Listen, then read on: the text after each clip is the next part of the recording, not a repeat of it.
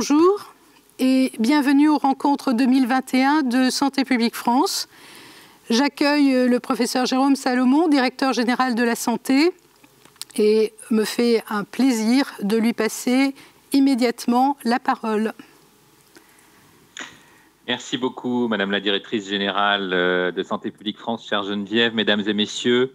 C'est un plaisir que d'être avec vous, même si je souhaiterais encore bénéficier d'un plaisir plus grand qui sera sans doute possible l'année prochaine, c'est-à-dire de vous voir en présentiel, ce qui sera évidemment beaucoup plus chaleureux. Mais en tout cas, je suis très heureux de pouvoir inaugurer aujourd'hui avec Geneviève Chêne cette 4e édition des rencontres de Santé publique France.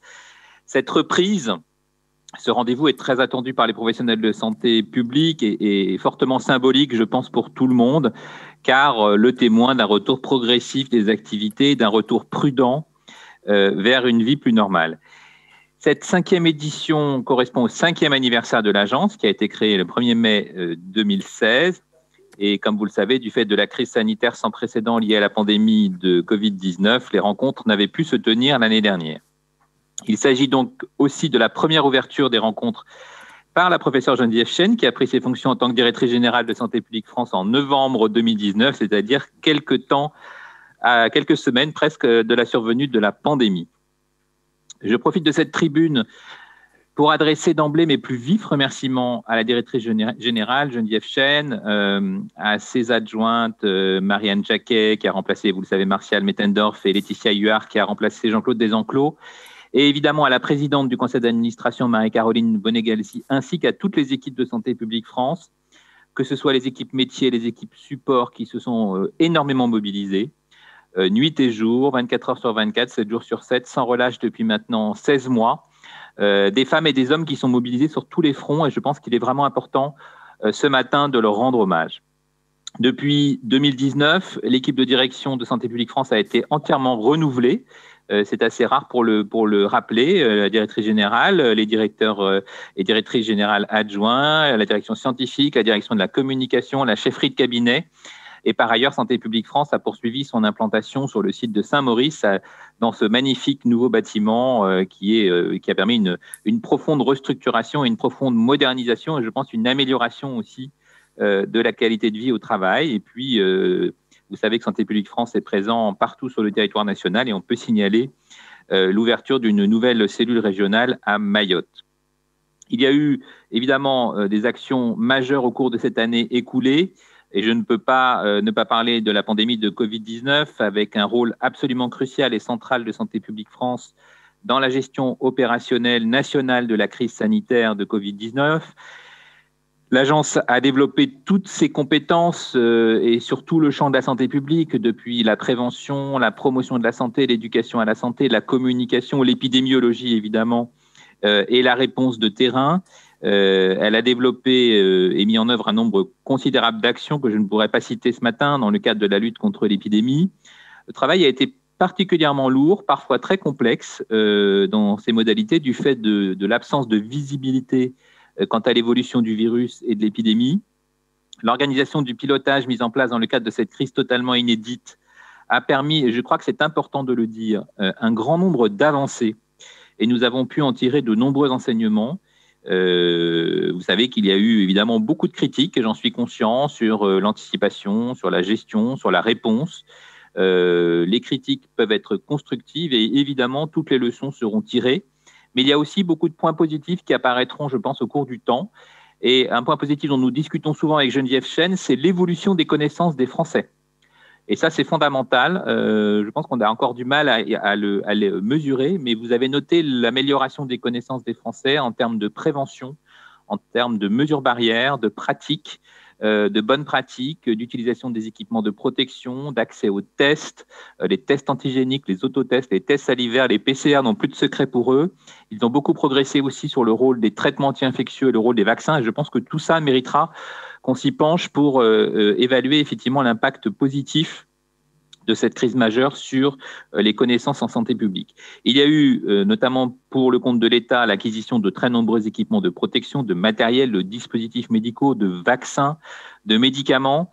Le développement, et là aussi c'est un investissement majeur pour l'avenir, de systèmes de surveillance et de systèmes d'information qui ont permis de suivre au plus près des territoires les évolutions de l'épidémie, et moi j'allais dire les évolutions des épidémies, puisqu'il y a eu évidemment des comportements différents du virus selon les territoires, que ce soit en métropole ou dans les Outre-mer.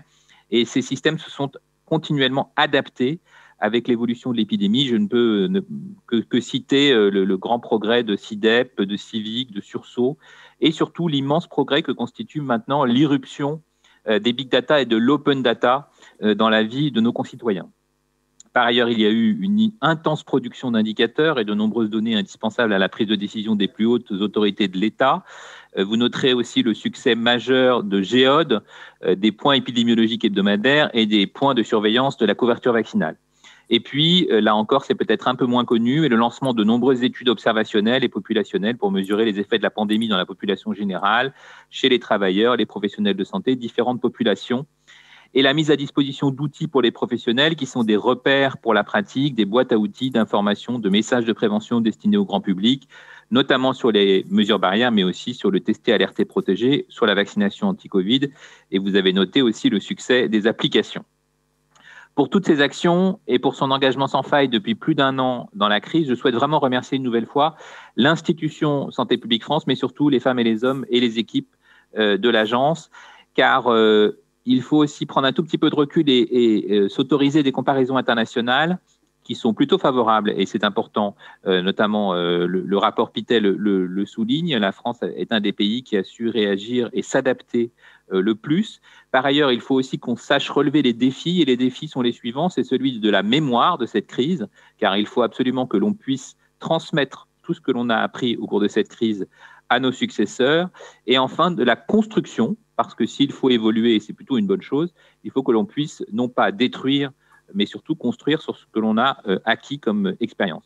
Donc je voudrais souligner que malgré cette épidémie qui n'est pas terminée, Santé publique France a maintenu ses efforts afin de poursuivre des actions de prévention et de promotion de la santé dans tous les domaines, la lutte contre le tabac, la consommation excessive d'alcool, la vaccination évidemment, mais aussi la santé des femmes enceintes, des nourrissons et des enfants en bas âge avec l'ouverture du site Agir pour bébé, et aussi se mobiliser sur de nombreux dossiers sensibles et complexes dont vous voyez toujours plus de santé publique.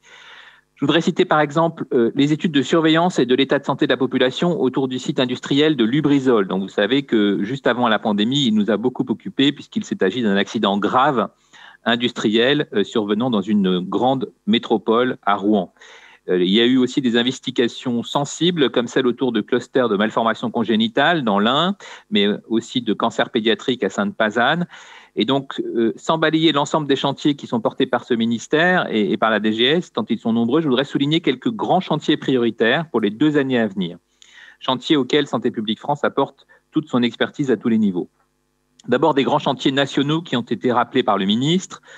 Tout d'abord, la santé mentale, qui est peut-être la gagnante de cette crise, tant elle était oubliée et tant elle est devenue aujourd'hui une priorité évidente. Et en tant que spécialiste de santé publique, je ne peux que m'en féliciter, car vous savez combien la santé mentale est partie intégrante de la santé des populations.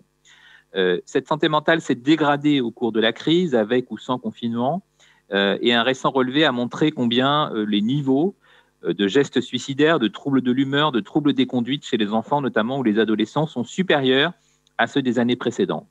Et pour répondre à cet enjeu, une campagne nationale de sensibilisation à la santé mentale en temps de Covid est lancée actuellement par Santé publique France. Vous avez dû entendre cette campagne grand public qui fait un focus sur les jeunes, notamment via les réseaux sociaux. Et là, je dirais que c'est aussi un enseignement de la crise que de savoir s'adapter au public et utiliser les bons médias. Les jeunes ne regardent plus la télévision, mais ils sont évidemment très sensibles à tout ce qui est sur les réseaux sociaux et aux influenceurs.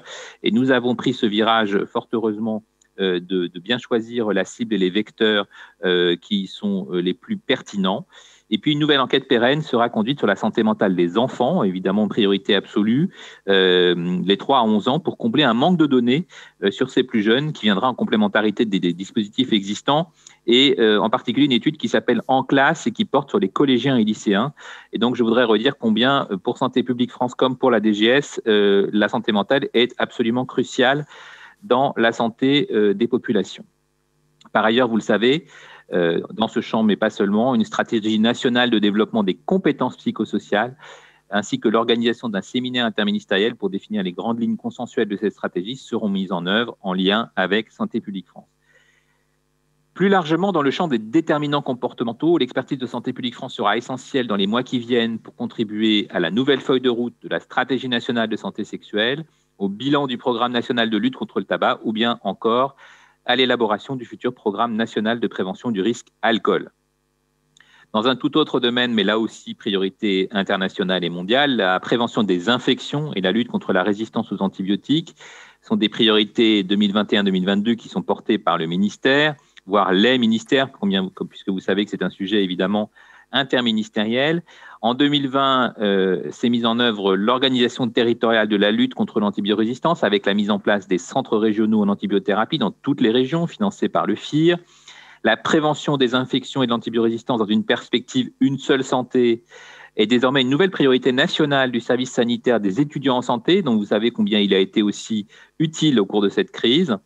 2021 est l'année de la préparation de la campagne de marketing social sur l'antibiorésistance qui est pilotée par Santé publique France, ainsi que de l'élaboration du programme de travail 2022-2024 sur la prévention des infections et de l'antibiorésistance qui permettra d'amplifier encore la synergie entre actions de prévention, contrôle des infections et actions promouvant le bon usage des antibiotiques. Et là encore, je pense qu'il faut faire le pari des générations futures qui sont très concernées par l'impact des antibiotiques. Le lancement du 4e plan national santé-environnement, en lien avec le ministère de la Transition écologique, est un moment très important. Pourquoi ? Parce que la crise de la Covid-19 a souligné les liens étroits qui existent entre santé humaine, santé des animaux et santé de l'environnement. Les comportements humains, par leur impact sur la biodiversité ou le changement climatique, pèsent lourdement dans l'origine des maladies infectieuses émergentes, dont 60% sont d'origine animale. Et donc, on encourage évidemment cette approche une seule santé. Vous savez que la France, il y a bientôt 20 ans, fut parmi les premiers États membres de l'Union européenne à se doter d'un plan national santé-environnement afin de mieux connaître, prévenir et gérer les risques pour la santé liés à notre environnement. Et donc, je tiens à saluer le rôle essentiel des agences d'expertise, l'ANSES, mais aussi Santé publique France, bien sûr, qui travaillent ensemble pour la définition et la mise en œuvre de ce plan. Il est indispensable de pouvoir fonder ce plan national santé-environnement sur des connaissances scientifiques fiables, tout en répondant aux attentes de la société civile de plus en plus fortes au regard des crises récentes. Je vous ai parlé de Lubrizol, des clusters de cancer pédiatrique, des agénésies transverses du membre supérieur. S'agissant de la participation de Santé publique France, je citerai à titre d'exemple, pour la surveillance de l'état de santé de la population, l'évaluation de l'impact sanitaire de la qualité de l'air, 40 000 décès prématurés chaque année en France, et le programme national de biosurveillance. Pour la prévention et la promotion de la santé, la création du site Agir pour bébé. Enfin, le 4e PNSE qui est publié depuis quelques jours et mis en ligne propose des actions concrètes pour protéger notre environnement et notre santé selon 4 axes prioritaires que je vous cite rapidement. Permettre à chacun, jeune, citoyen, élu, professionnel, d'être mieux informé et donc d'agir pour protéger sa santé. Réduire les expositions environnementales et leur impact sur la santé et celle des écosystèmes, impliquer davantage les collectivités pour que la santé-environnement se décline dans les territoires, au plus près des besoins spécifiques des territoires et des populations. Et enfin, grâce à la recherche, mieux connaître les expositions tout au long de la vie et comprendre les effets de l'environnement sur la santé. Et je sais pouvoir compter sur le savoir-faire de Santé publique France pour contribuer à la réussite de ce plan. Il y a plus de 10 ans, en 2009, la biosurveillance était inscrite dans la loi de programmation du Grenelle de l'environnement et dans le 2e PNSE, qui prévoyait de lancer un programme pluriannuel de biosurveillance de la population française, couplé à une enquête de santé plus large et incluant le dosage des polluants émergents. Les études de biosurveillance portées par Santé publique France sont essentielles pour continuer à mieux connaître les expositions de la population aux produits chimiques et contaminants de l'environnement et surveiller leurs évolutions. L'exposition à une centaine de substances chimiques est ainsi évaluée. Des premiers résultats concernant les produits du quotidien, dont des perturbateurs endocriniens, ont été publiés en septembre 2019.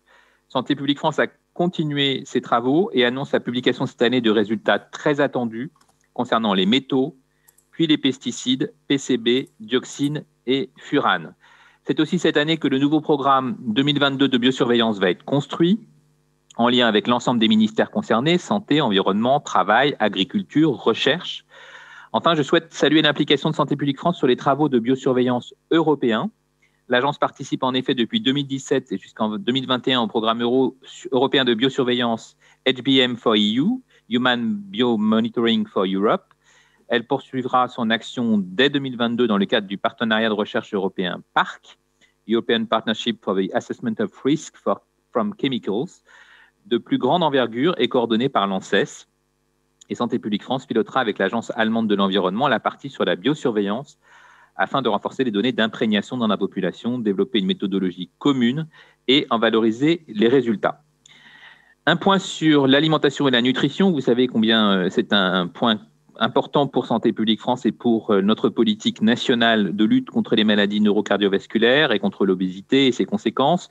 Le PNNS, au cours de l'année 2020, a réussi à porter ses objectifs de santé publique avec des avancées majeures, tout en s'adaptant à ce nouveau contexte. Le Nutri-Score, qui en est une illustration, porte en lui le double objectif d'améliorer la qualité nutritionnelle de l'offre alimentaire et de faciliter les achats favorables à la santé. En juillet 2020, 415 entreprises étaient engagées dans la démarche en France, dont les parts de marché représentent environ 50% des volumes de vente. Désormais, c'est près de 500 entreprises qui se sont engagées en faveur du logo.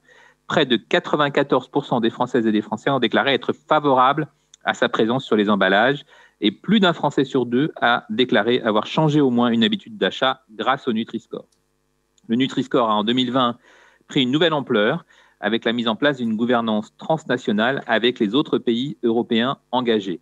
Cette coopération se fait au sein d'un comité de pilotage et d'un comité scientifique auquel Santé publique France participe activement.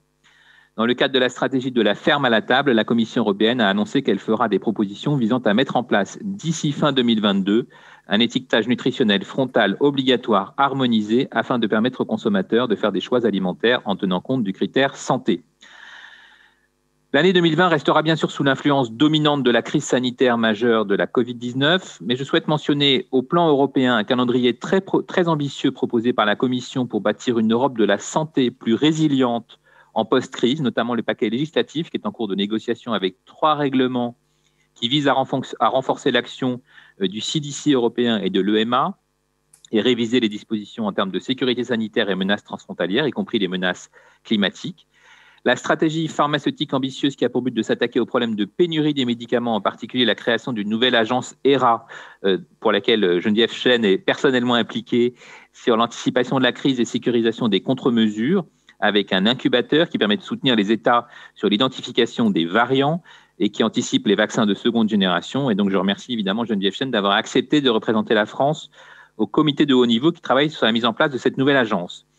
Enfin, Santé publique France, comme la DGS, sont très mobilisés dans le cadre de la future présidence française de l'Union européenne, début 2022, dont les enjeux pour la France sont à la mesure des ambitions pour l'Europe de la santé. Au plan international, les discussions sont en cours à l'Organisation mondiale de la santé. J'y étais encore la semaine dernière et vous savez que cette semaine se déroule l'Assemblée mondiale de la santé et qui évidemment va beaucoup parler des pandémies et du cadre renouvelé de mobilisation des États en termes de crise sanitaire afin que la mobilisation soit la plus efficace possible pour un accès plus équitable aux biens communs en santé, notamment les vaccins. Pour conclure, les rencontres de Santé publique France sont un événement toujours très attendu et peut-être encore plus cette année. L'épidémie de Covid-19 et ses impacts sur la santé des populations y occuperont une place centrale dans ce millésime particulier 2021. Mais mis à part la Covid-19, le programme de ces rencontres est riche et varié. Par ailleurs, avec des présentations et des échanges sur des sujets et des dispositifs innovants, intelligence artificielle, services sanitaires des étudiants en santé, prévention dans les milieux professionnels, exploration de l'élaboration des décisions qui prennent en compte à la fois l'expertise médico-scientifique et les demandes de la société civile, les enjeux de santé liés à l'environnement, sous l'effet du changement climatique ou le fardeau lié aux maladies chroniques. Avant de vous souhaiter une très bonne journée, je voudrais vraiment redire aux femmes et aux hommes de Santé publique France mon admiration et mon soutien personnel pour ces 16 mois exceptionnels d'engagement. Je voudrais que nous passions des critiques aux leçons du passé au futur, que nous construisions pour les générations à venir en gardant la mémoire de cette crise, car vous l'avez noté dans tous les rapports d'enquête comme dans les commissions qui sont toujours en cours, il faut toujours davantage de santé publique. Donc je vous souhaite à tous des débats riches d'où pourront émaner des propositions innovantes qui sont très attendues par le ministère de la Santé. Je vous remercie.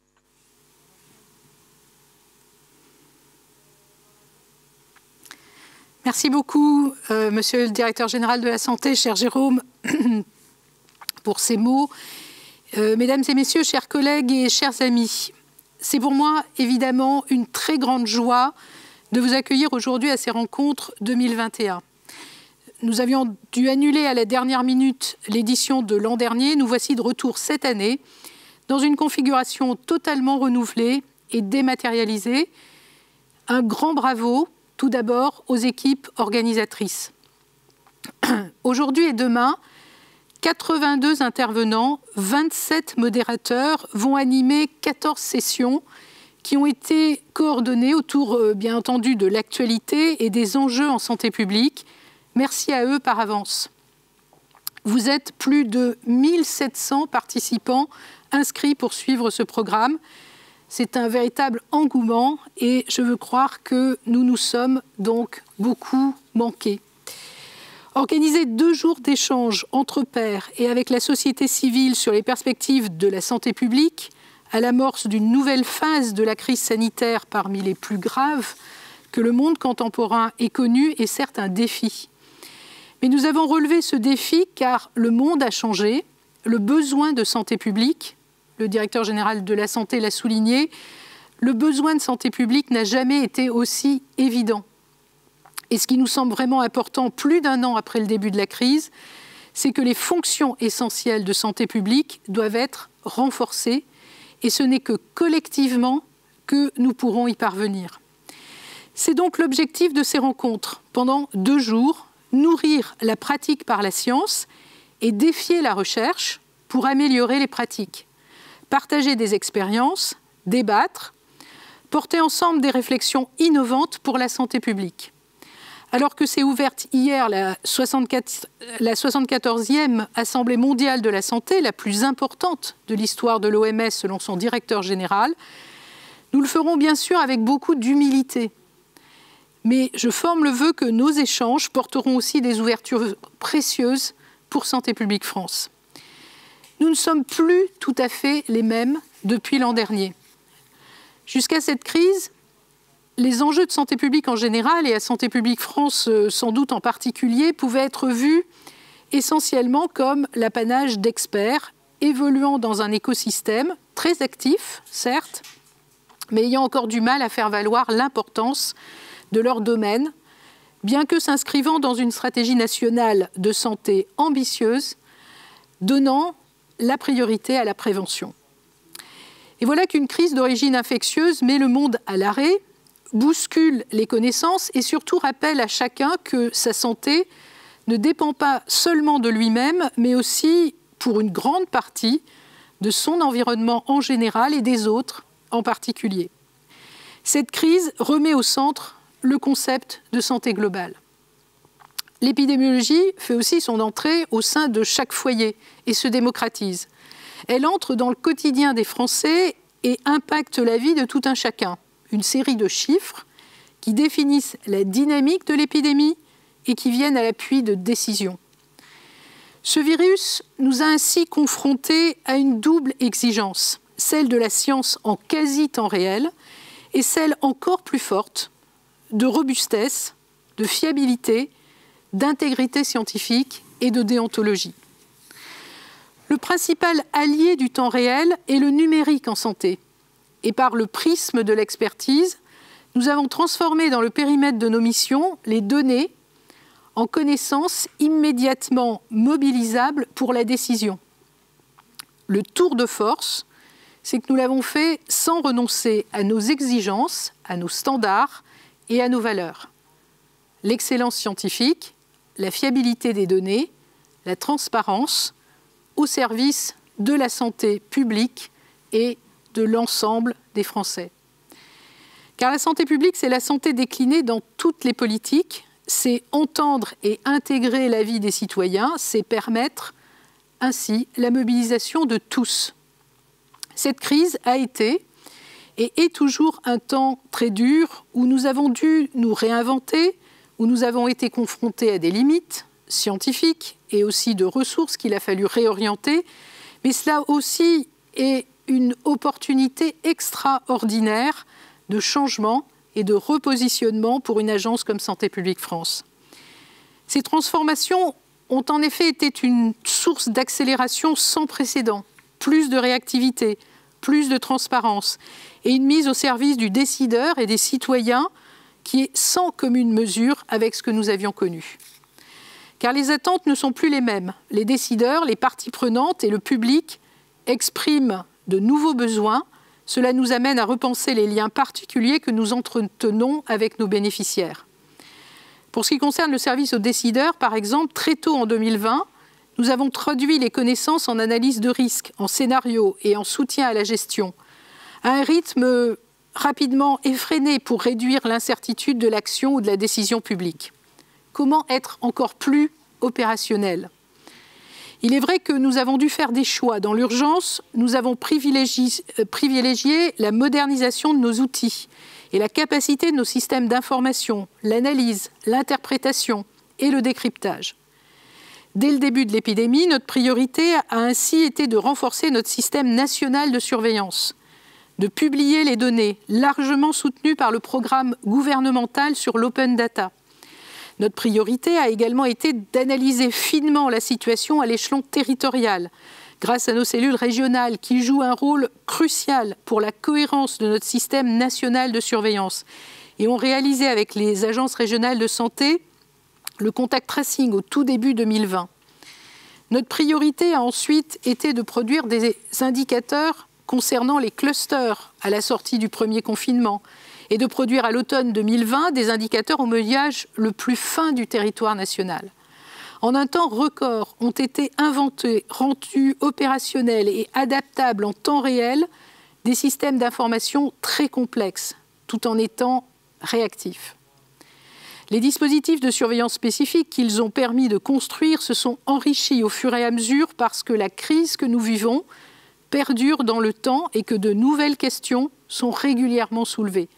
C'est le cas avec l'émergence des variants et l'importance d'en organiser la surveillance en lien avec la recherche. Et c'est ce que nous faisons avec un large réseau de plateformes et de laboratoires au sein du consortium Emergen que nous coportons avec l'Agence nationale de recherche sur le sida et des maladies infectieuses émergentes. C'est le cas aussi de la surveillance de l'état de santé mentale des Français que nous surveillons grâce à un large dispositif mobilisant une enquête par vague depuis mars 2020 et les systèmes de surveillance syndromique reposant sur les remontées de SOS médecins et des passages aux urgences. Nous nous sommes donc concentrés à rendre les données accessibles et à expliquer nos résultats pour que chacun, progressivement, soit autonome dans la compréhension des indicateurs épidémiologiques de cette pandémie. Tout cela s'est traduit très tôt en 2020 et de façon très opérationnelle par la publication de nos indicateurs, qui sont suivis avec tant d'attention. Parfois, nos experts et nos scientifiques ont pu ressentir une certaine frustration de se sentir réduits à ces chiffres qui ne sont que le sommet de l'iceberg de tout le travail accompli.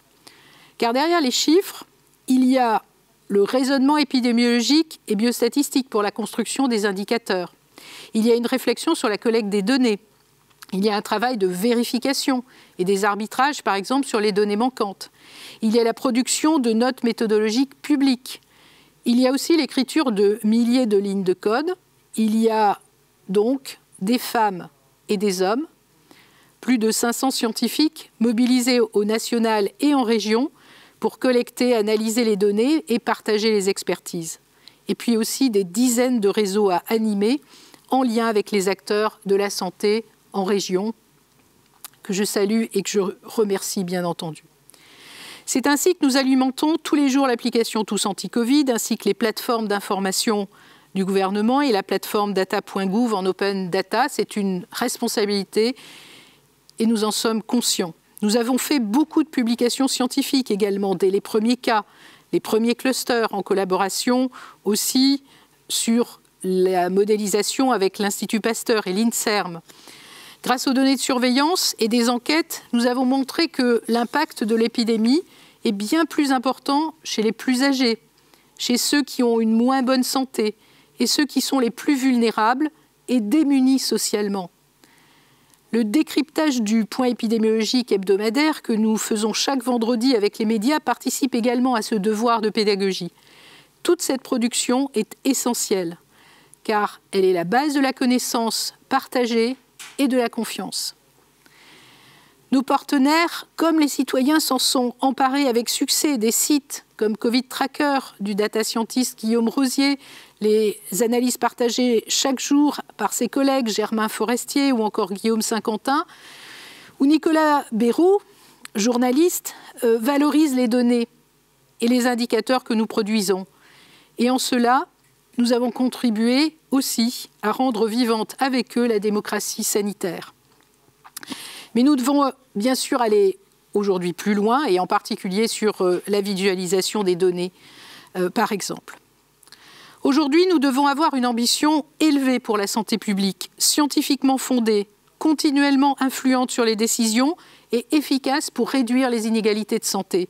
Pour cela, il nous faut repenser la santé publique en privilégiant les coopérations sous toutes leurs formes pour faire progresser harmonieusement les deux piliers de la santé publique que sont la protection contre les risques et l'amélioration de la santé.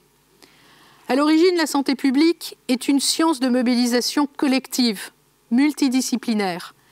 Mais il faut désormais aller plus loin, impliquer les niveaux territoriaux comme européens et internationaux, être extrêmement ambitieux également sur les enjeux de recherche et de formation. La recherche en santé publique doit être soutenue et pour cela anticipée, orientée et fortement coordonnée afin d'être en mesure de répondre aux besoins de connaissances dans les meilleurs délais et de soutenir l'émergence de jeunes chercheurs et de nouvelles équipes. Concernant la formation, je veux rappeler que la santé publique, c'est avant tout un métier. Elle doit relever d'une formation dédiée et elle nécessite des compétences et des référentiels. Nous sommes aux côtés des universités qui investissent dans la formation des acteurs de la prévention à travers toutes les filières. Le système de formation en santé publique doit être attractif et permettre aussi des passerelles entre les différentes structures et disciplines. Alors, dans une crise qui dure, comme celle que nous connaissons, nous sommes tous tournés vers un objectif commun. Et nous partageons aussi les mêmes limites. C'est finalement cette obligation commune de résultat dans une situation inédite qui nous a permis de placer nos coopérations dans une autre dimension. Nous avons construit ensemble un continuum d'action qui, au bout, a permis la construction de la réponse publique.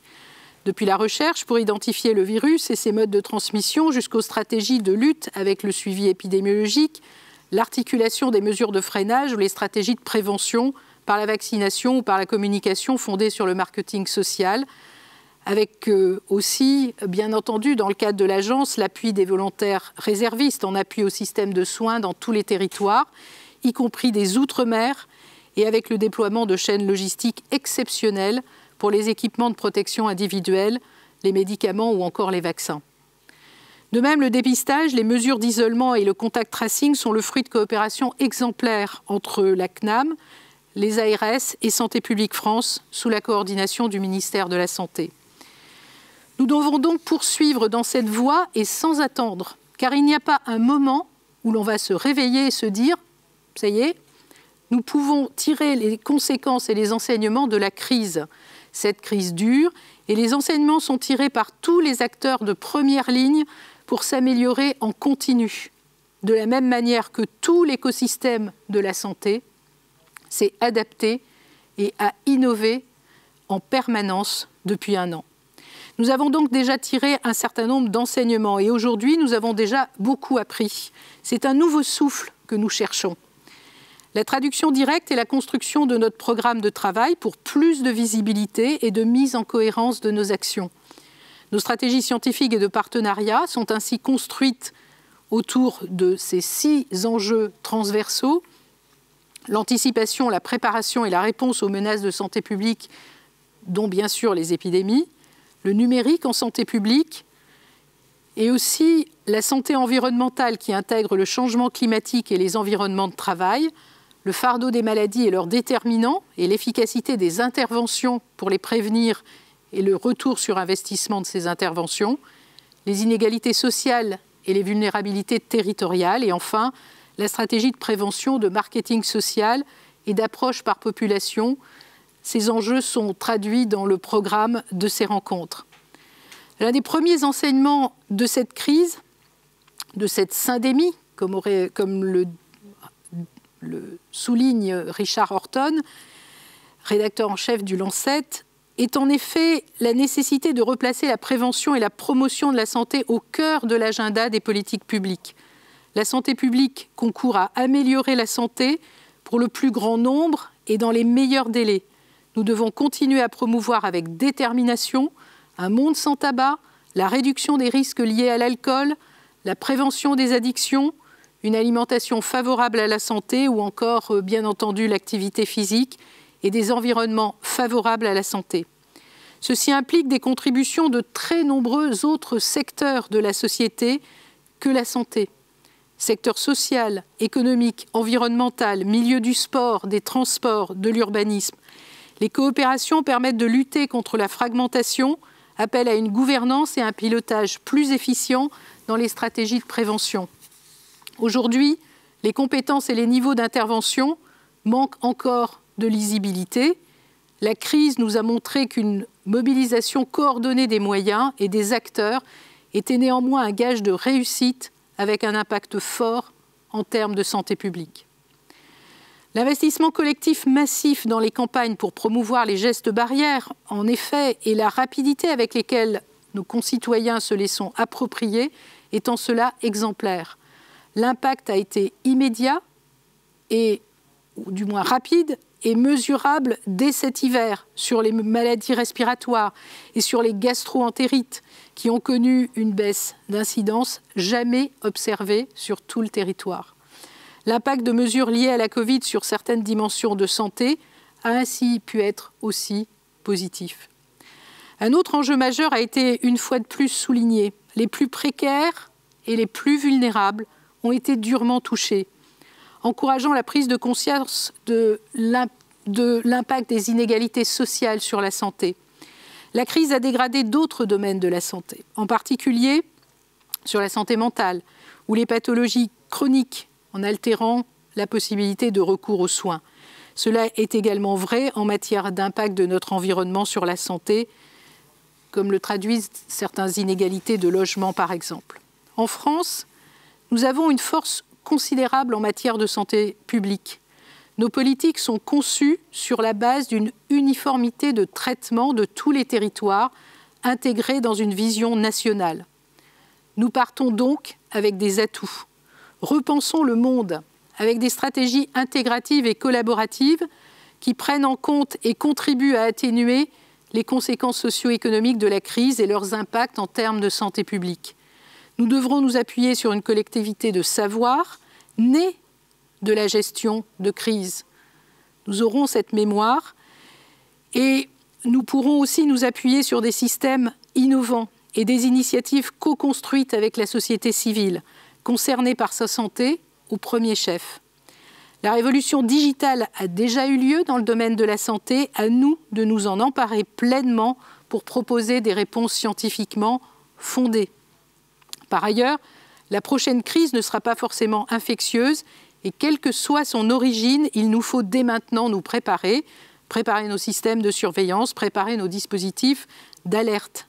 Ainsi, les systèmes de surveillance liés aux impacts de l'environnement, comme ceux du plan canicule par exemple, sont cruciaux.